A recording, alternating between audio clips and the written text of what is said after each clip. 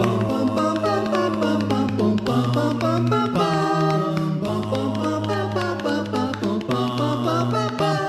the Steve and Kyle podcast, coming to you from the device in your grasp. It's a step below taking a nap, but why would you waste your time doing that podcast?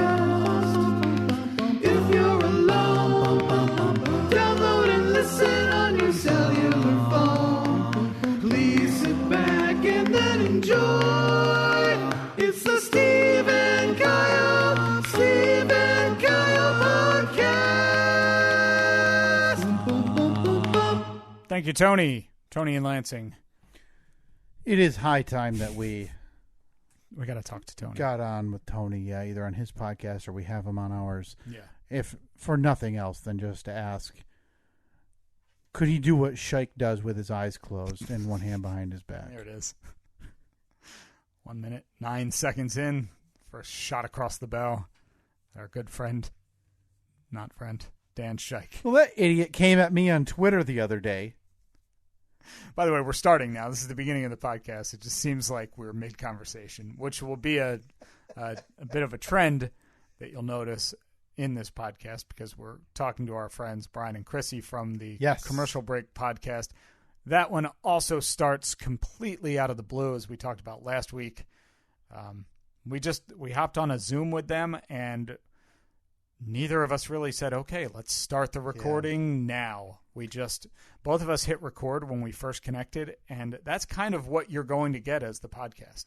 Yeah, we talked about it quite a bit in last week's episode about how when we appear, when we interview people or we're on other people's shows, we really try to make it just kind of like our show. Mm-hmm. Conversation. More conversation. I don't want a list of stuff. You're going to run into some byproduct where you and I kind of overtake here and there, but sorry, it's just kind of how it is. Yeah, I don't. You can also see the video of the conversation that we had with Bryan and Krissy up on our YouTube channel. If you just go to YouTube, type in the Steve and Kyle podcast, that will be posted as this week's episode as well. And just kind of a little bit of a look behind the curtain. Yeah. See, there will be some stuff that's in the video that maybe you don't hear the audio of, just for one reason or the other, for editing reasons. But yeah, it was a great time. We talked to them about 2 weeks ago at this point, and hope to be doing that more often. Mm-hmm. We're going to be. Bryan had reached out to me and said, "Do you guys want to do a show together, like a live show?" Mm-hmm. Where we have listeners, and it's very interactive. It's using an app called Fireside. And I was like, heck yeah, we want to do that. So that's going to be coming up at some point. Yes. But we're going to be like playing games and stuff like that. Something different. Having some interaction with people that are listening and watching. So keep an eye out for that. That's going to be a lot of fun, I think. Yeah, I'm looking forward to it. And there's never really any awkwardness for me doing these interviews and these appearances, just because, well, listen, worst case scenario, it's 40 minutes of you and I overtaking a show. Yeah. Best case scenario is it goes something like this, where it's a give and take and everybody seems to be laughing and having fun. We did. We had a good time with them. They're good people that I hope we get to talk to them more often in the future, kind of create like a little bit of a thing between the two podcasts. Yeah. Going back to the intro though, the highway is open in terms of, and I know we've mentioned this, of appearing on different podcasts and having other podcasts on ours. So if you know of one or you're part of one, again, I know we've mentioned it. If I read one more tweet or message from the brothers Humphrey, I'm gonna go. Jump off a deck? Do they still off of a deck? So. Well, yeah, I don't want to die. I don't want to hurt myself. So you just want to be mildly, maybe have a little bit of a rolled ankle, like a sprain. Yeah, that's how much. Having to read a tweet from one of the brothers Humphrey, that's what it does to me. Do they still do the podcast? I don't even know, because they posted on Facebook as soon as we had mentioned something last week, and he said you should appear on the Let's do it. Inside the whatever it's called. Inside the Mind with the brothers Humphrey. Mm-hmm. I think they still record in an actual closet. Last we heard, though, like I think Jeremy had brain surgery and was brain fell and out. was drooling while he was chewing on lumber or something like that. Steven was wiping up the brain goo on a daily basis wherever they live, and then he had to get out to his security job at the payphone. They live together, right? I don't know. They have to. I don't think so. They both have kids and wives, and I know, but I still you feel just like, assume it's a Brady Bunch yeah, situation. I feel like they can't escape each other. Their last episode was on July 9. Oh, The last episode before that was March 18. that's a bit of a okay. So they're doing the quarterly episodes. Oh, and you got as much content prep as they do, Steve. You really got to space those things out, is what I'm assuming. So listen, Jeremy, Steven, let's do this thing again. Let's do the song Let's and try dance. it again. Send us a message with, if one of you can be inconvenienced enough to wake up at 10:30 to do 30 minutes of recording. Yeah, I know. We're asking a lot here. If it doesn't work this time, you can go to hell. But yeah, we need to get a hold of Tony as well. Tony Rodabaugh has his own podcast, and again, it'd be nice to talk to somebody who is talented with music for once in a while. Be a nice change of pace from who we normally have spoken to regarding music on here. Just shike. Guy comes at me on Twitter this past week because what listen. It's my own fault, but Hot Take Summer was a delay this year. I forgot about it. I'd like to open up Hot Take Summer Memorial Day weekend, and I simply forgot. I mean, why not? Look, we've created rolling decades, rolling centuries. 40 is late 30s. Yes. We do what we want on this podcast. Yes. So Hot Take Summer was a late start, so I'm trying to make up with it with more hot takes on my Twitter at KPAFF3587. You can find them there. We're going to get a yearly, maybe a yearly drop in from you this year? Oh, yeah, absolutely. Okay. I'll do it at the end of the summer, which is, as everyone knows, Thanksgiving. Yes.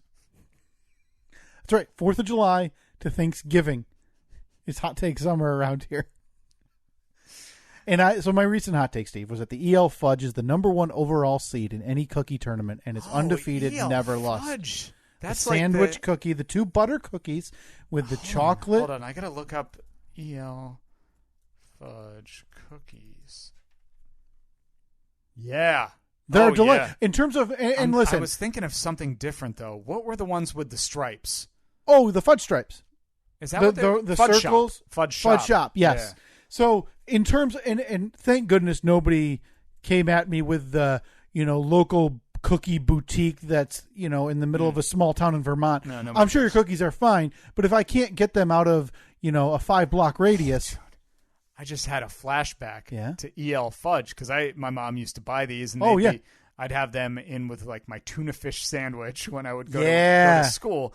And as everybody knows, tuna fish does not have the staying power. No. When it sits in in between 2 pieces of bread in your little lunchbox, right, in an uncooled area, for hours because it gets made at 7 a.m. You don't eat it until 12.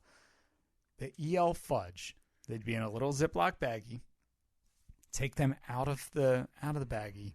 Of course, you break them apart like you would do with an Oreo. But EL Fudge, the fudge was thick enough and it didn't mash into the cookie enough where you could peel it off like a layer, and then you had a little elf-shaped fudge stripe that you could eat. It's in terms of mass-produced cookies, it's the #1 overall seed for me. In stock, I can pick up today at Target, by the way. In stock at the local grocery store, Meijer. I keep buying the normal size pack, and that's my own fault. You're still, you haven't given them up. Oh God, no. We have cookies in the house all the time. You've been eating them consistently since your childhood? I would say consistently, because when we'll go grocery shopping, we'll buy cookies because I love. I'm a huge sweet guy. Like my wife will go salty. She'll prefer like popcorn or chips or something for a snack. I'm always going to lean towards a sweet cookie, ice cream, whatever. So when we go to the store and we'll get cookies for to have, we'll get whatever's on sale typically, because I'm not a cookie discriminator.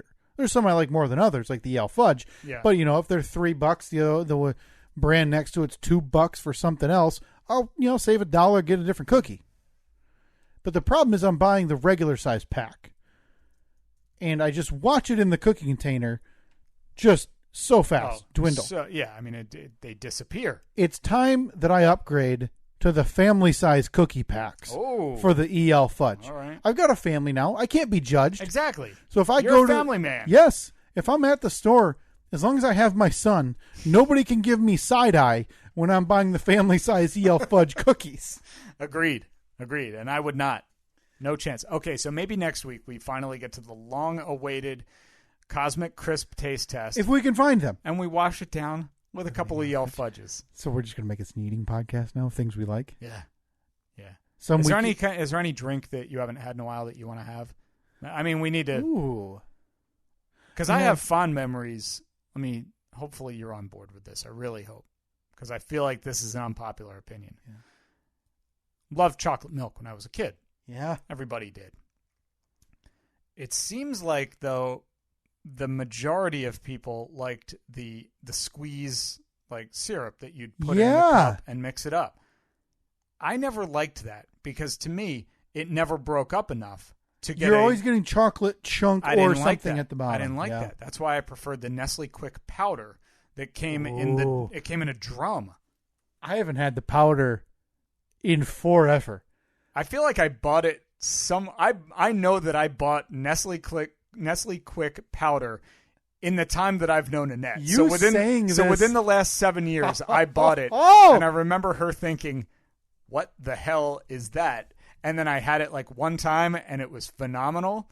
And then I never had it again. And it ended up like expiring. You mentioning that to me was like a light beam through my face level smile. I haven't had Nestle Quick powder in forever. We're not buying it on Amazon. Way overpriced. We will get this at the store, I think. All right, so next week, then, our next episode, we are going to be taste testing the Cosmic Crisp. Maybe, if we can find it anywhere. Again, I EL tried. Fudge. I mentioned last week. I searched 3 grocery stores for it. Well, at this point, see, we're recording this way in advance. Yeah. We may already have some in our P.O. box. By the way, you can check the P.O. box in the description, in the show notes, if you want to send us something. By the way, I'm so baffled right now. I just searched Amazon for Cosmic powder. No, different. Totally different thing. I don't want Nestle Quick on my Cosmic Crisp apple. I need to be very clear. I can get dried Cosmic Crisp apple slices. That's not the same. Mm-mm. I'm telling you, man, these things are just non-existent. But yeah, so you want to do a little... So next week's the food cast? Yeah. I think we need to put up on the poll, even though this is going to be posted on the poll like 3 weeks in advance, Nestle Quick powder or Hershey syrup, because I am a firm Nestle Quick powder. That'll be on the poll at Steve and Kyle, currently only on Twitter. So I don't know, do we hold off any longer or do we just get right into this? Let's get right into it. I think we've delayed this overall long enough anyway, considering you started speaking to Bryan in August of 2020, I think. Yeah, 1 year ago. And it ended up getting pushed off, because of my surgery and then some miscommunications and then a scheduling issue. So here we are finally, August 2021, able to talk to our friends, our new friends, and I'm happy to call them that, Bryan and Krissy from the Commercial Break Podcast. Now, a little bit of context here. Again, we started recording this. We just kind of got on Zoom, and we were just going to chat for a little bit, and it turned into 45 minutes. So this starts.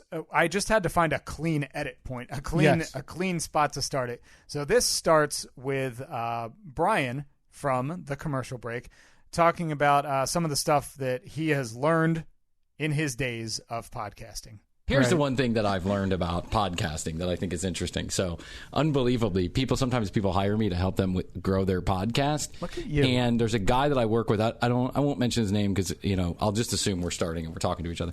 I won't mention his name here on air, but he has about 6.5 million people on his collective social media.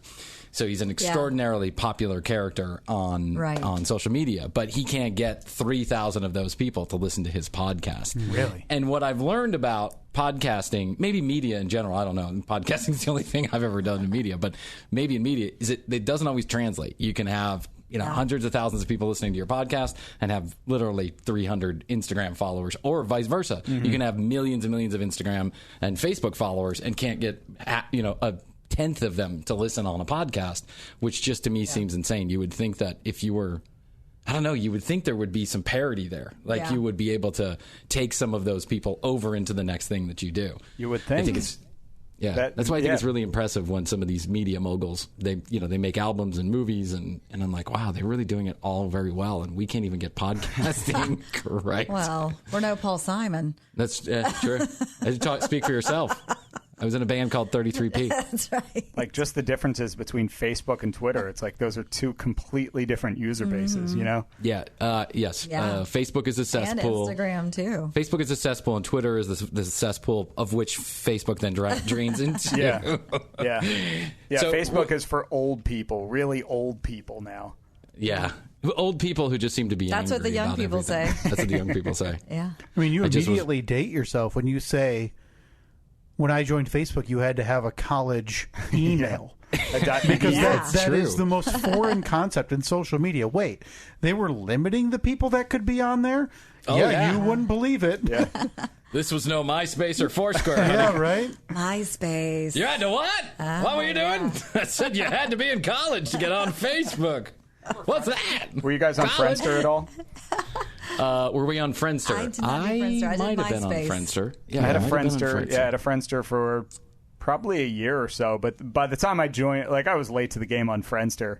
By the time I joined Friendster, it was like, oh, Friendster. Everyone's on MySpace now. Yeah. Everyone's on MySpace. I'm putting you in my top 10. Remember if you had the top 10? That was the golden age. If you look at Facebook, your mom wasn't on there. Your crazy uncle sharing memes that are now being fact-checked weren't there. Yeah. It was like 19-year-olds saying, hey, where's the party at? And getting like legitimate replies. You didn't have to worry about walking into the depths of hell in terms of information. Very true. That's right. How how Zuckerberg, I mean, I realize that he has no self-awareness whatsoever, but if he ever paid attention to himself, how he must look back on his life and realize that clearly the downfall of civilization lies directly at his feet in some small or large way, depending on who writes the history book. Yeah, he's responsible. Yeah, I agree. I mean, I don't know. I don't know if he's like consciously making these decisions, most of them, but clearly Facebook has just fucked up society in a way that's irreversible at this point. You know who gets out of this unscathed?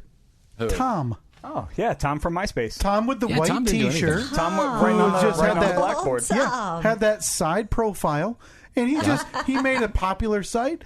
They didn't, and I'm sure MySpace had its problems that I was too young or dumb enough to care about in terms of, hey, they were loaded with white supremacists. Oh, sorry, I didn't know. I was changing my 7th and 8th friends because I was mad at little Tommy for being mean to me that day.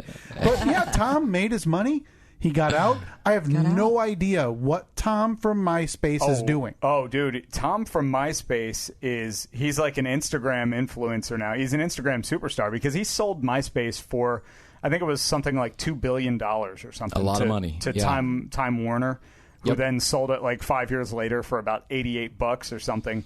But if you follow Tom on Instagram, all he does is travel the world with the most beautiful people, going to the most beautiful places, posting the most beautiful photos. Good for Tom. Best to Tom. Best to Tom. I feel like if Zuckerberg had taken the same road and sold to whatever, Twitter or whoever was offering to buy him at that point, Google, I feel like if he had just taken the money and headed for the hills, that we'd be in a much better situation because Tom really didn't fuck shit up on the way out the door. You're right. No. There were probably white supremacists on MySpace just like there are on Facebook, but you didn't, I feel like the white supremacists, they really didn't feel I don't know, they didn't feel so entitled to show them faces out in the public back then. Now Facebook just makes it all normalized. Facebook's like, come on in. Yeah. Fuck black people. Don't worry about it. Water's warm over here. It's just because my crazy uncle thinks the same thing. Yeah. I just wish things were different, but we're never going to put that cat back in the bag. It's genie's out of the bottle on that. Social media will only get worse, and good, like you said, good thing for Tom because you got Zuckerberg getting a fresh, bang trim to go in front of Congress. You've got Jack Dorsey. You've got Jack Dorsey threading his beard to go in front of Congress. And Tom's on a yacht in the Caribbean. Yeah, Tom's in Tahiti. Like, it's great to be me. You know, I wish we had some adults in charge of these websites, because then I believe that they would understand.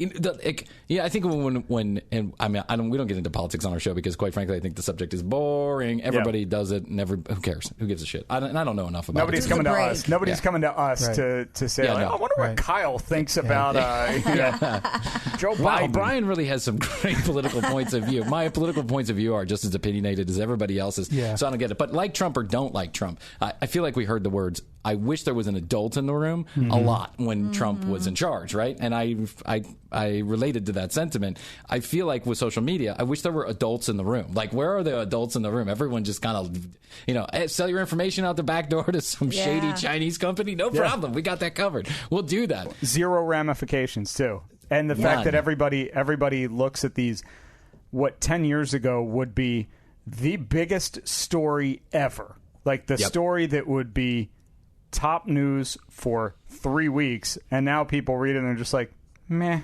Oh well. Yeah, so you're desensitized. My identity was sold to whoever because Facebook left some loophole back door open, and now I'm just like, meh. I know it's going to happen. My identity is going to get stolen, and I'm going to get racked up with $3.5 million of credit card debt. But I'm just like, what am I going to do about it? What am I going to do? I'm just yet another plebe that's going to, it's happening too. I'm in the cog. I'm a cog in the wheel. Nothing's ever going to change. I can't, whatever. We're all just sheeple, just following along with Mark Zuckerberg and Jack Dorsey's whims. Are there podcaster MySpace Toms? Like, who was in early enough? Cash Adam their Curry. chips. Adam Curry. Adam Curry was in, and then he got out. There are many podcasters. So I know, we've been entangling ourselves in the podcast industry, like the business side of podcast a little bit for the last year or so. And I know plenty of people who have sold podcasts. I know a guy who sold a meditation podcast for close to $1 million. I just can't think of anything. And then he started worse. another meditation content. I mean, the guy who bought the original meditation podcast didn't think to put a no compete clause in there because, I know. Focus on your anus. From your anus to your from your iris to your anus. So he sold it and just said, here you go. Like, gave it away, essentially? He didn't have to do anything? He didn't have to still host it or produce it or anything? No. I think the one thing that is interesting about another thing that's interesting about the podcast universe, there are many podcasters who sell their traffic. That's what they do. They grow their podcast, and then they hand it to the next guy, and the next guy takes over. Next guy or girl, they take over, and they essentially do the same show in front of the same audience. And that happens more than you think, and it's happening more often than we think. We actually know a couple people who have bought podcast RSS feeds. So they buy the 35,000 people a month. They essentially just step in their shoes. And 9 times out of 10, the old podcaster does not go with them. They just sell the traffic. Meditation one is pretty that's pretty easy, right? Yeah, but the guy went and he did another one, and now that one is bigger than the original one, and he is looking to sell that one on the open market for $3 million. He should go back to the first guy he sold it for and sell it to him again. Yeah, well, I mean, I think the first guy's not doing too bad for himself either. He's got, he's got advertisements. I don't know how a meditation podcast works with advertisements, but he's actually and he's also got gated content. So they're selling both of those things. Mm-hmm. And so I think the first guy's pretty happy with the deal he made. I think he's making well over $1 million on this podcast. Yeah, I'm sure he's happy with it. I would imagine he would be. By the way, let's take time out for an ad. Hi, it's Steve and Kyle here. If you'd like to purchase our RSS feeds for the low price of you put me on the spot here because $50,000. I don't know. Is that fair? I feel like honesty get like 100 downloads every 6 months. Yeah, honesty is key here, Steve. So if you really want to maximize that rural 2-lane traffic that Bryan just mentioned, we are the market for you. Do you want to be bothered by a Jake break on an express or on a country road once every few weeks and get upset? That's our traffic. That's us. Okay, that's us. That's our sweet spot. Well, listen, you're Van Wert's hometown #1 hometown podcast. Yeah.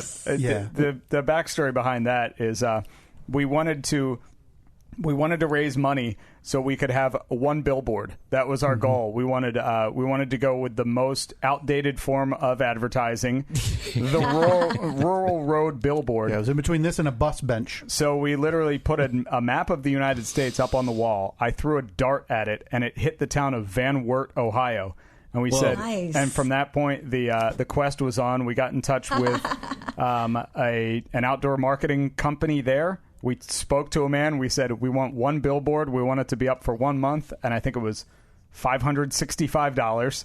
Wow. So we raised the money. We had an artist friend of ours claim or deem that we were Van Wert's #1 hometown podcast. You probably are Van Wert's awesome. #1 hometown podcast. And we had that printed, and it was up on a billboard for a month. And we still have, when they took it down, because it wasn't a digital board, it was the actual old school, Oh my God. like print. Yeah. And it's I think 11 feet tall by 24 feet wide. Yeah, 11 by Holy 22. shit. And we yeah. said to them, when you take it down, we want the artwork. And they were like, what do you mean? We're like, we want that saved. So we made them peel it down carefully, pack it in a box, and send it to us. And we have it sitting in a box in the other room. So eventually... It's called It's called the thing my wife hates most. Oh, yeah. Yeah, absolutely. Yes. So when we... because the room behind us eventually is going to be our new studio.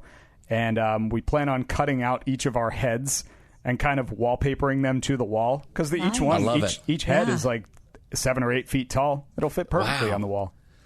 So I'll tell you a funny story. So when we first By the way, is started this the podcast? Did we start? Are we going? Yeah, we're started. We're going because we're just. I think the idea here is, and we can cut this part out, but I thought the idea here is that we do like 30, 40 minutes of content, and then we can insert that into our own podcast in the way in which we see fit. So I can imagine where I would be like, we had an opportunity to talk to Van Wert's #1 hometown podcast, Yes. with Steve and Kyle, and then we can just go to the conversation. Yeah. We like we're kind of if you've listened to the show, it's kind of a quick edit, quick cut type show, like where I'll just randomly start somewhere.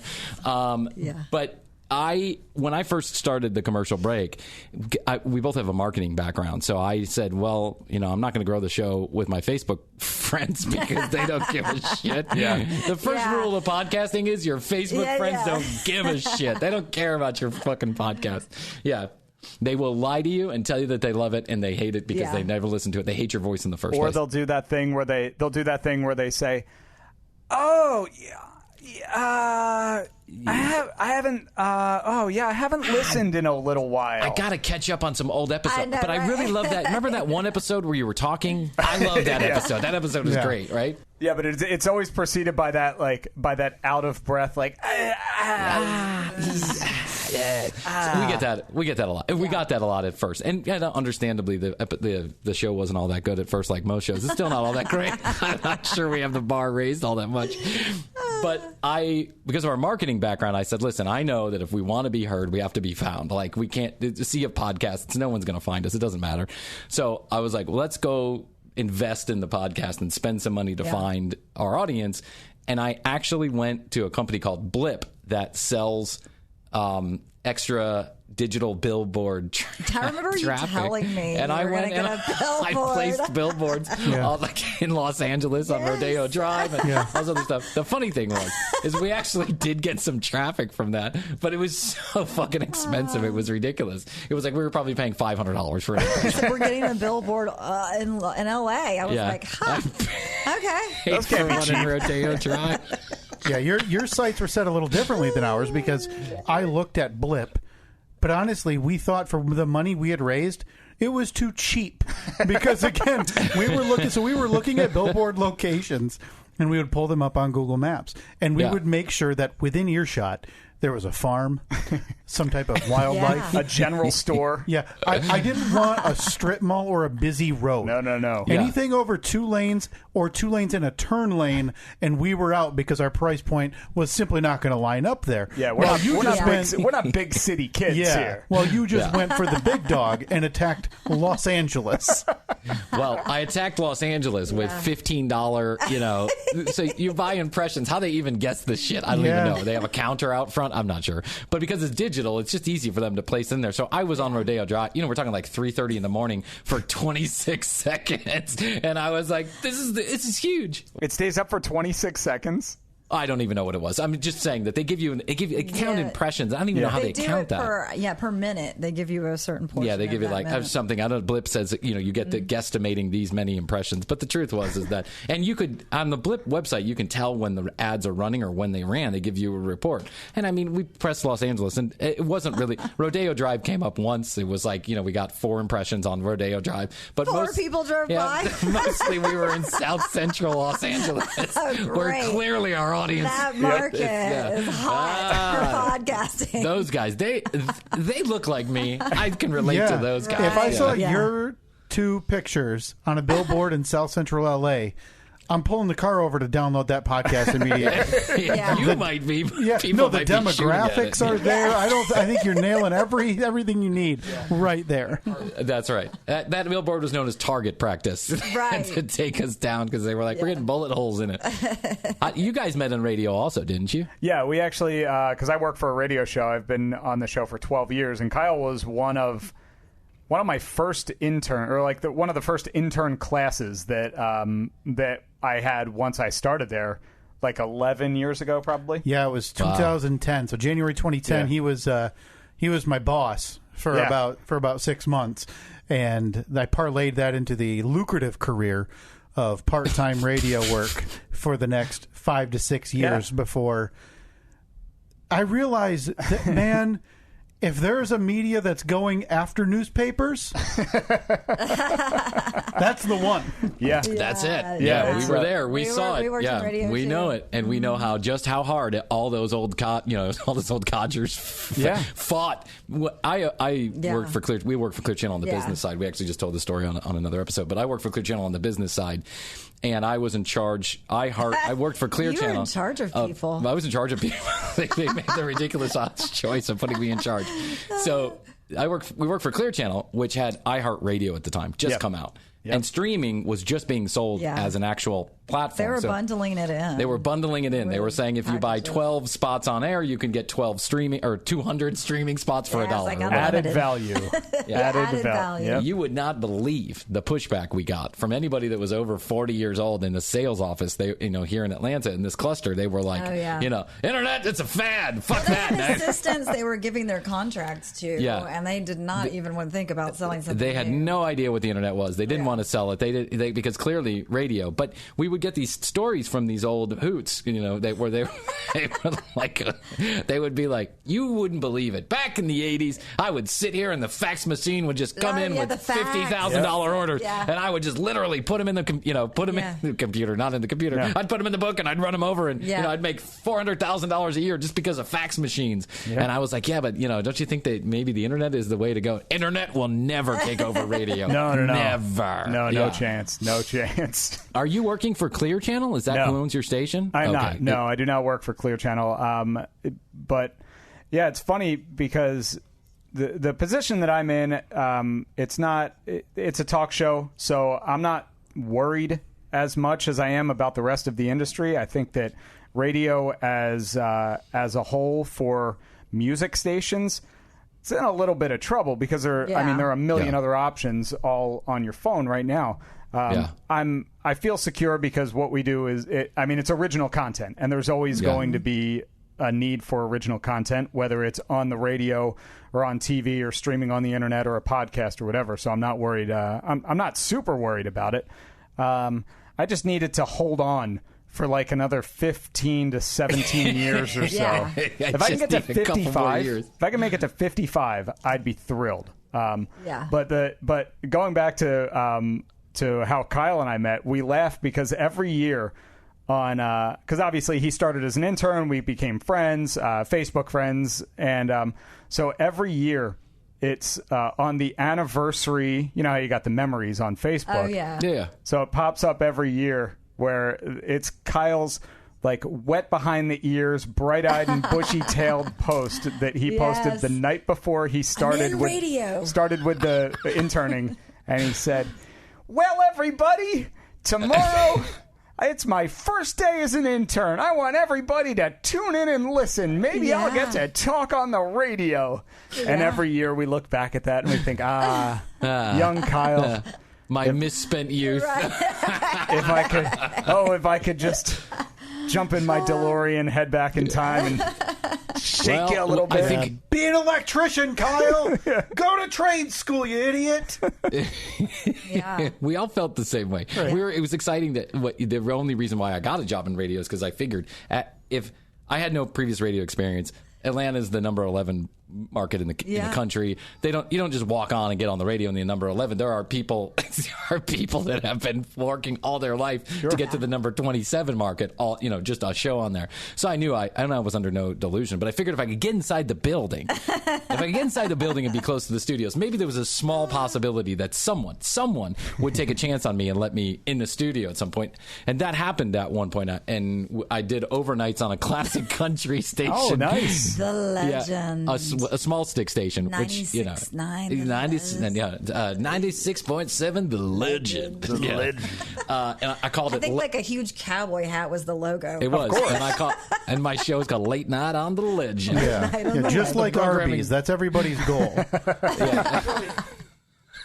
Everyone wants to be late nights on 96.7 The Legend, South Atlanta's favorite classic country station. We did reaching over 7,000 people, the local South Atlanta market. We did like a fake Olympics because that was when the other Olympics were going on, Beijing. Yeah, I was explaining earlier that when I begged the regional programming director to let me on, and for months he was like, "There's no way you work in the business office. If anybody ever found out, I'd be fucked. Like, I just can't even take the chance." And then finally, after I lubed him up a little bit, he was bothered by me. He was like, "Okay, listen, we have this small stick station down in South Atlanta. This really crappy. It doesn't it doesn't even reach the radio station. Like, we can't even tune it in here, right?" So that's right. It was in another part of town. We couldn't even tune it in. It was on somebody's house. It was a stick on somebody's house. So he says, "Hey, listen, go in, do 2 to 5 in the morning." Do ins and outs, and then just, knock yourself out, kid. But if I hear one fucking word about this station, are you on it? You're done. I'm pulling you off.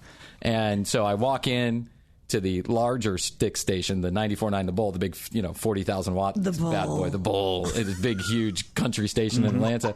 And one of the afternoon jocks is teaching me how to work the station. And he goes, because they shared the actual studio, and he says, "There's one rule, and one rule only. 3 minutes. Only 3 minutes of talk for the hour. I don't care where you put it. I don't care how you do it. Yeah. It's 3 minutes. 3 minutes."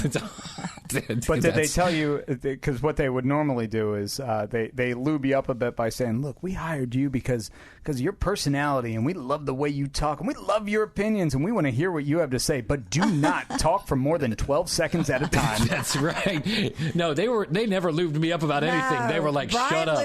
I lubed them up. Yeah. And so he said, "Please get on here." So he's like, 3 minutes. So then, he lets me loose on the microphone, and I had a knack for it. Whatever. I was talking in between songs. Here's Dolly Parton. Yeah, you were really maximizing those 12 seconds into Garth Brooks' Thunder Rolls that you caught the attention. I was hitting the mark. I was doing okay. I gave the weather. In that 12 seconds, you have to ID in, ID out, give the weather, and talk about the charity pancake breakfast the next day. 96.7 The Legend is giving away free Waffle House to the first 3 people that walk inside tomorrow morning at 6 a.m. 96.7 The Legend. Okay, so the guy says 3 minutes. 3 minutes, right? That's his one rule. 3 minutes an hour. Blah, blah, blah. And I have a 4-hour block, like 2 to 6 or whatever, 1 to 5. And you diligently stuck to that. I stuck to it for at least 2 weeks. Until then, I was doing 40 minutes an hour. I was basically only leaving the commercials in, bumping all the music. And I did this for months. And I brought other people in. Krissy came in. We would do bits. We would do segments and all this stuff. Until one of my friends, one of the guys on the show, I eventually got a sidekick too. And he made a joke about Sarah Palin during the election season. That's what did it, I bet, right? That's what did it, man. I'll tell you what. We got done recording at like 9 o'clock at night. So I would go after my office job. We'd spend 3 hours in the studio, and then we'd go have a beer somewhere. And so we got done at 9 o'clock at night.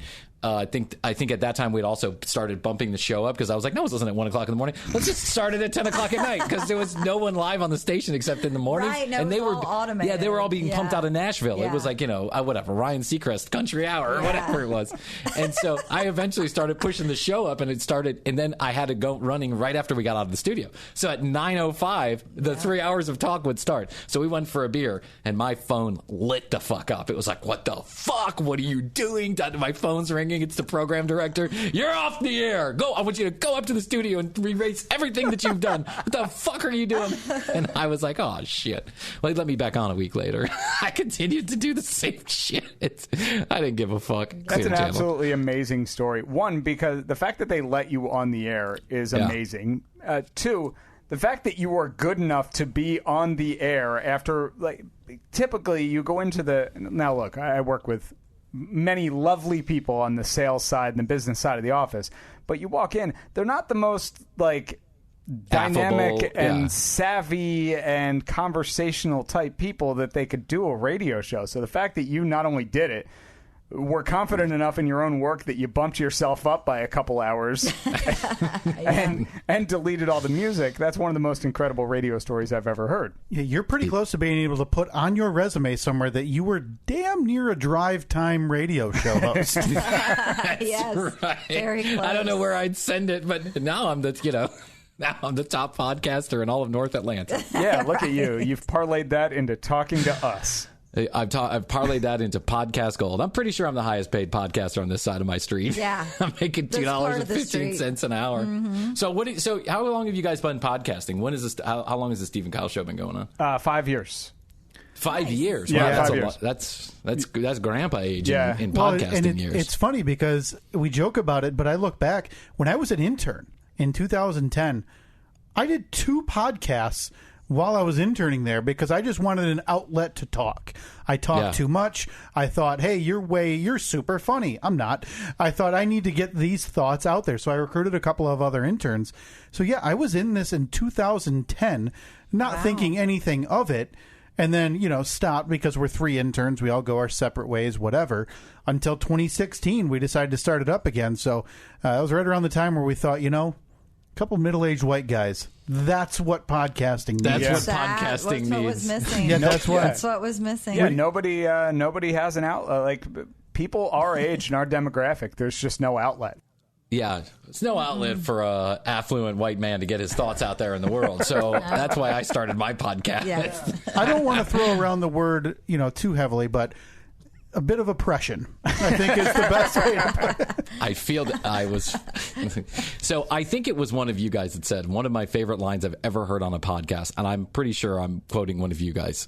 Oh, I hope so. When if you not, said we're going to that take credit podcasting for it. is either 2 white girls talking about murder or 2 white guys trying to be funny. And was it one of you guys that said that one of your episodes? That sounds like a you line. That rings a bell, because I've had a recent...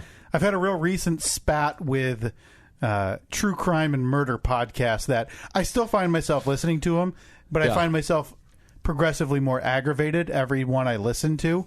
Yeah.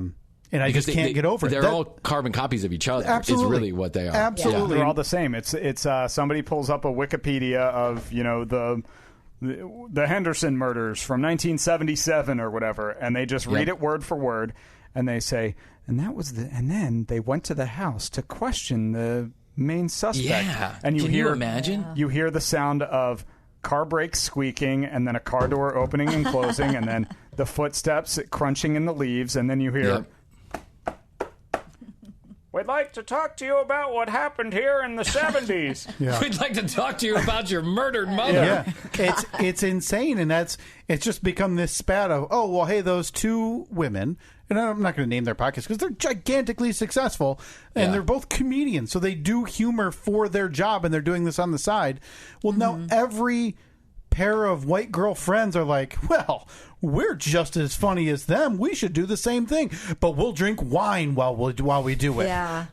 That's not a unique take. Yeah, I stopped listening to at some point, same reason. At some point, originality, listen, that's just the way I think the media is in general. It's impressions upon impressions upon impressions. Everyone's building off of somebody else's work, and only occasionally does something truly original come out that then everyone else goes and chases and follows. And podcasting is very much the same way. And let's face it, there's a ton of podcasts out there, but very few of them I would certainly not financially successful, but would consider successful. I think if you can make it a long time, like you guys have 5 years, right? If you can make it a long time, or if you can even make a little bit of money, then you should consider yourself a rousing success, or if you have, traffic that you find that makes your ego feel good, right? Because that's the only reason why you should look at the downloads. It's if it strokes your ego. Yeah, we got one of them. We've survived a long time. The whole money aspect of it. Actually, we have $100 sitting here. This is the first time we have ever made money off of this podcast, and it was because we sold an old piece of equipment on eBay or on Marketplace. I heard your episode where you were talking about that. Yeah. Did the guy come over? Have you guys never done spots on your show? No, we've done nothing but bleed cash for 5 years. That's what we've done. We've had emails because we've never done anything formally. So what we've done is when we've mentioned it, we've had a few listeners who run businesses and stuff reach out, and then we promptly never reply because we're terrible business people. Yeah. I like your style. Keep them wanting more. Yeah. And so we're just going to keep them more. I think the 6-year anniversary is where we're going to start replying and start really nailing down those rates, Yeah. So no, we've talked about it. We're really adverse, and I think Steve puts it the proper way. Is the second it feels like a job and it doesn't become fun, we're pulling the ripcord on this. Yeah. So we've only been doing this, and we've long joked with our listeners too. We're not doing a long, drawn-out retirement tour. If this thing were to come to an end because of a move or a job change or whatever, it would literally just end with us saying in the last few minutes, "Thanks for listening. We won't talk to you again." Yeah. And that's the music bet. And then the Facebook gets deleted, the Instagram is deleted, Twitter is deleted, the RSS feed is pulled down, and we vanish from the internet. Yeah. Like you've you never guys heard are of just us. gone. You're going to become the next thing that two white girls get drunk and talk about. Stephen Kyle. Knock, knock, Whatever knock, knock, knock. We want to talk to you about Stephen Kyle. I want to talk about the Lyle and Kyle show. It's Stephen Kyle, you asshole. Okay, whatever. I got a new podcast. It's called Where in the World Are Lyle and Kyle? I want to talk Get off my land. I want to talk to you about your early incarnation because you mentioned that you thought when you look back at your early episodes, you think, hey, this probably wasn't very good. And we purposely avoid even thinking about our early episodes for that very reason. Yeah. But we very briefly toyed with the idea of naming our podcast, tongue in cheek, Living in Style with Steve and Kyle. Nice. And we even had some, because we have some listeners who are very talented. And you guys, I'm sure, have run into this, where you end up having listeners who are very good at art, at photography, at whatever. And we had somebody who deals with music and a couple people who still deal with music. They made us up some introduction music and some segment introduction music. The one thing that would have sunk this podcast in year one is naming it Living in Style with Steve and Kyle. Probably. The reason why I named the commercial break is because I work in the commercial real estate industry, and my first iteration of this podcast, just in an effort to get behind a microphone and do something, which is what I had a passion for, was to talk about the commercial real estate industry. But I found that most of my clients who were building big condo towers didn't want, and it was also very boring. Like, I want to talk about commercial real estate 12 hours a day. Plus, you can imagine guys like Donald Trump, being talked about on air and all their business dealings. Sure. I imagine myself getting shot and having cement boots somewhere, Bryan with his stupid. But when I went to I decided to do the comedy chatcast with Krissy, I was like, well, I guess the commercial break works because I couldn't. Works. Yeah. Sure. Krissy and Hoadley. You know what's Bryan really funny is if you're unceremoniously murdered now, you have an outside chance of making kind of the outer realm of a news cycle. But had you kept with commercial real estate podcast, yes, that's not even making page 12. Not even making anything. Yeah, and I think the only reason why I would make the outside news circle is people celebrating death of shitty podcaster. No longer on my RSS feed. We got another one gone, boys. Job well done. His middling podcast was definitely middling. I do have to say, you guys have some activated listeners, though, because they reach out to us and tell us it's time to get on the Steve and Kyle show. Well, that's because we fear confrontation, Kyle and I. So you send your listeners out to do it? So we send them out to do our bidding. Yeah. Say, I think we actually have an Apple review that was like, I liked this show until they wouldn't go on Steve and Kyle's program, and they gave us 1 star. Oh, no. And I was like... Oh, go back. Okay, whoever it was that did that, go back and change that. That's very... You know what? No. You live with the choices you make, Steve, and Bryan and Krissy will now rue the day. That's true. They suppose that they did. We didn't were like, really gotta ghost call us. Steve and Kyle back. But I will never forget. I will never soon forget. We had the interaction with you guys early on, though, right? Yeah, well, I sent him because we were trying to target when we first started out. We were like, let's do some cross promos around our. Yeah, we were looking for similar shows to do some cross promos with, right? Comedy, and so this is like we're talking about like a year and a half ago now. This was back in. Well, I remember it was. I thought it was like June October. Yeah, actually no, because originally it was probably in. Yeah. July or August or something, and then we kind of exchanged messages, and then then everything kind of went sideways, and then we came back together at the beginning of the year, but then we still couldn't get on the same page until the last month. So I sent an Instagram to him, like a DM, like, hey, I've listened to the show, which I did. I listened to a number of episodes. I thought it was funny. You totally slid into my DMs. And he didn't. And no, he never responded until then. He responded one day, and he said, "Hey, listen to the episode that we just put together." Right. And I listened to the episode. And the entire episode is about you and me. They're literally going through the podcast, and I'll never forget this line.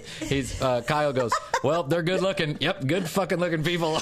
They've definitely gotten together before. They've definitely hooked up. Yeah.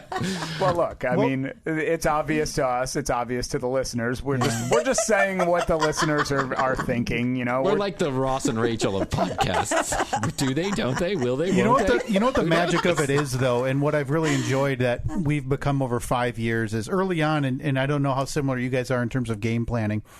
Early on, we'd kind of have a few bullet points that we wanted to get to and know, hey, we want to talk about this. Never really a news story because we don't want to make anything super topical. Because if somebody starts this in 2023, they're not going to care about the hot news story of August 2021.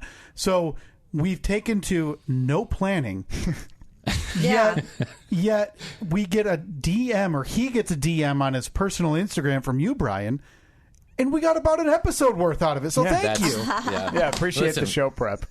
Yeah, we do the same thing in some circumstances. Like I do quite a bit of show prep just simply because the show has become one of two things. Either it's Krissy and Bryan talking about something interesting to them, either life topic, something event we've gone to, Mark Cuban's dinner, whatever. Or number two, I find oddities out there on the internet and I play those. Yeah, and I play those clips. Or we'll do games. Yeah, we'll do games too, which end up there. So listen, I got a few more minutes, but I wanted to ask you a question. So in all the years of your podcasting, do you, and so you're not making money except for the $100 you made on the thing, do you guys still on the selling of equipment? If you don't mind, I'm just going to count this just a minute. Yeah, feel free. Just if you want to count it twice and make it look like $200, just continue talking. He'll be here a minute. Do you guys still, do you get a lot of engagement from your listeners? Do you get a lot of people that reach out to you and talk to you? Decent about the amount, show? yeah. We do okay. Yeah, I mean we don't have massive social media followings by any means, right? But yeah, I mean we do. It's something that we kind of stumbled into in the last year or so. It's we typically record on a Saturday or a Sunday morning, and our episodes go live on Tuesday morning. So inevitably, at least 5 times an episode, we get into some debate about something, and we say, put it on the polls. And we type up a poll on Facebook and Twitter. And unless you're in the room with us when we're recording, it is 100% out of context. There's no way that you could possibly understand it. And we still get, before the episode even goes live, we have 50 to 100 votes on it, on something that's gibberish. Nice. Like we could post something like, peanut butter or rocks, and we'll have 100 votes with people passionately arguing peanut butter or rocks. Yeah, more disturbing is that we'll get votes for rocks there. Yeah. Here's how I imagine a poll going on the Steve and Kyle show. Ready? Steve and Kyle are talking about how he just bought a chicken, and the chicken is laying eggs, and Steve goes, well, do you pay the chicken for the eggs? And Kyle goes, I don't pay the fucking chicken for the eggs. Why? And he goes, you're fucking the chicken, man. You are fucking the chicken. The chicken is getting fucked. And then they put out a poll. It says, do you fuck chickens? And it's like, I do. I do fuck chickens. Yes, I do. Yep, you got it. That's the Think Lab back here. Yeah. This is where we come up with all the great ideas. The consortium. The brain. The brains the nerve center. The nerve center. We just shove There's many roads. They all lead to fucking chickens. I couldn't agree more. So the other thing that I wanted to say is that do you guys still really enjoy getting in a room together and doing the show? Do you guys do it every week? Do you record every single week? Yeah, every week. We've missed. The only time we missed an episode since episode 6, we ran consecutively until I had my heart surgery in November, where we missed a month. So that was 250 episodes we did in a row without missing one. Wow. And I got to tell you, I wouldn't. If it wasn't for him, I wouldn't have missed those 4 weeks. I'd have been here if I had a different co-host. Yeah. It's just, what happened to your heart? Now I got to follow the follow-up question. Oh, you fell and got a boo-boo. It is, it's a long-winded story. I ended up having to have open heart surgery at the age of 33 last November. Wow. That's why we ended up having to cancel with you guys on somewhat short notice, because it all came about within about 2 weeks where I was diagnosed and then under the knife and in the hospital for almost 2 weeks. So that's the only reason we've had a delay is because of that.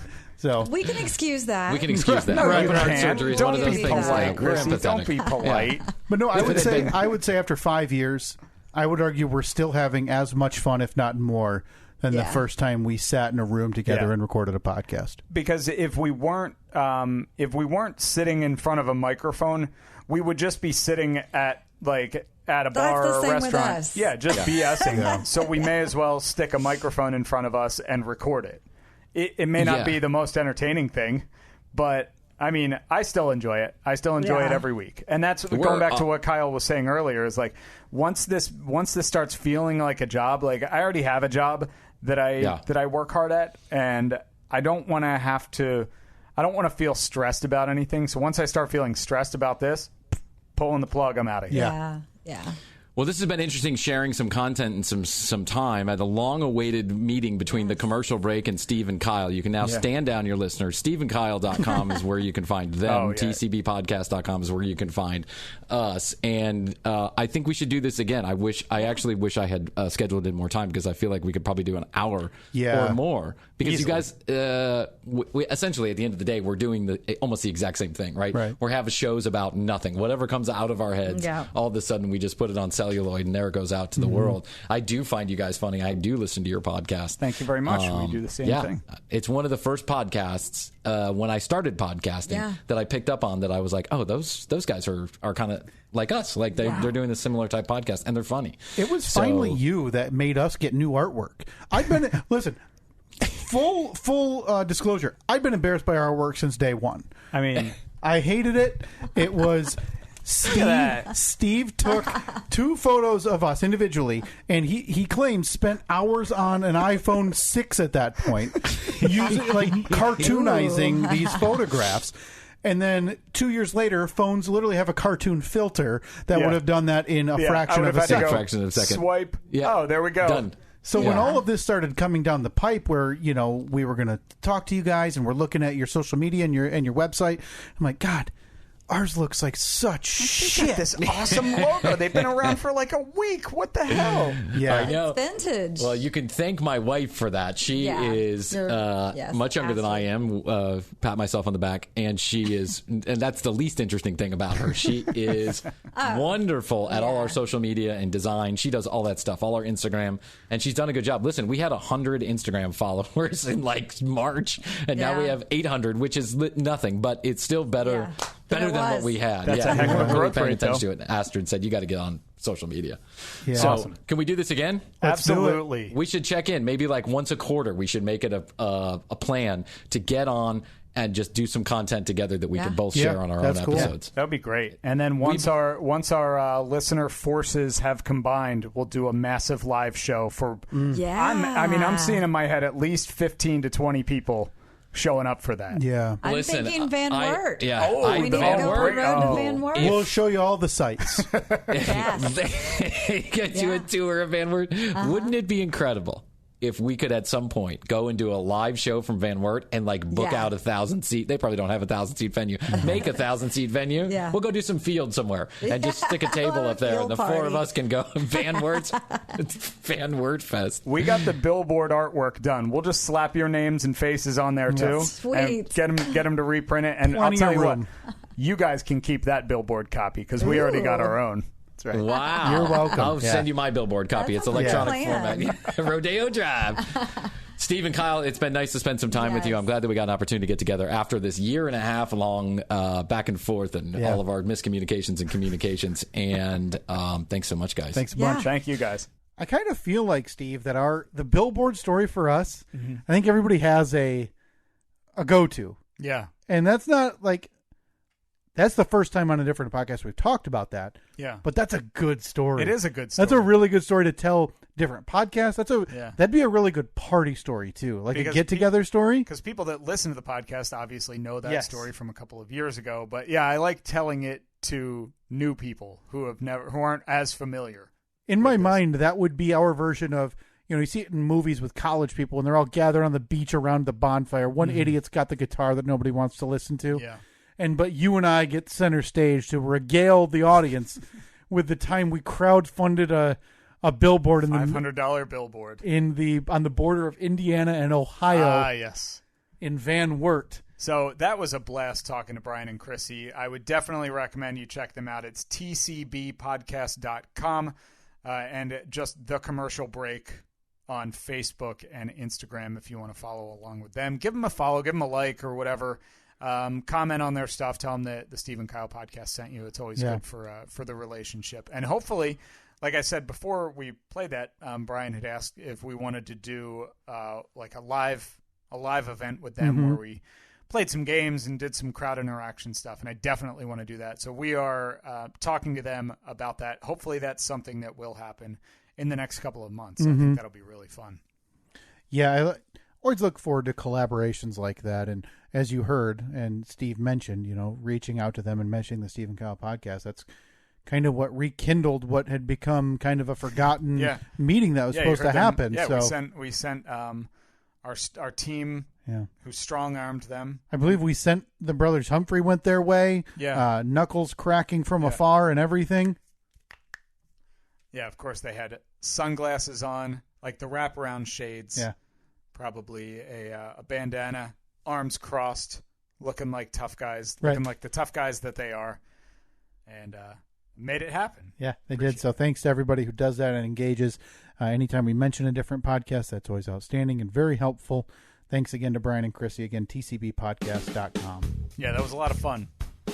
Hopefully more of that in the future. Yeah, that would be nice. I like having these relationships with other people on podcasts, and when we say it, we mean it. Like I'm not blowing smoke saying, hey, I want to talk to you again, later on this year, to John Walzak and Ben Kubrick and whoever else. I like building these relationships and having these interactions. Absolutely. It's tcbpodcast.com again, and The Commercial Break on Facebook and Instagram. You can follow along with Bryan and Krissy and everything they're doing at Steve and Kyle, Facebook, Twitter, and Instagram. I think that's it, right? Hopefully next week we do the Eat Cast. Hopefully. We're going to have to remember, but let's apple time, cookie time, powder, chocolate milk time. Oh my God. Do we want the taste test between the powder and the I just want to syrup? make this pure joy. I just want the quick powder. All right. Sounds good. I'm putting it on the grocery list. So my wife will be like, why do we need Nestle quick powder? Just another eye roll as she's shopping. Okay. It's got to be whole milk too, right? I don't want skim. I mean, I'm not drinking white water. I need it to be my childhood. Yeah. I got almond milk upstairs. I want one step below creamer in my mouth with powder. Make us barf. We're both going to barf because of it. We're going to roll out of here with stomach issues for 2 days because we're too old. All right, at Steve and Kyle, Facebook, Twitter, Instagram. We'll talk to you next week. See ya. Bye.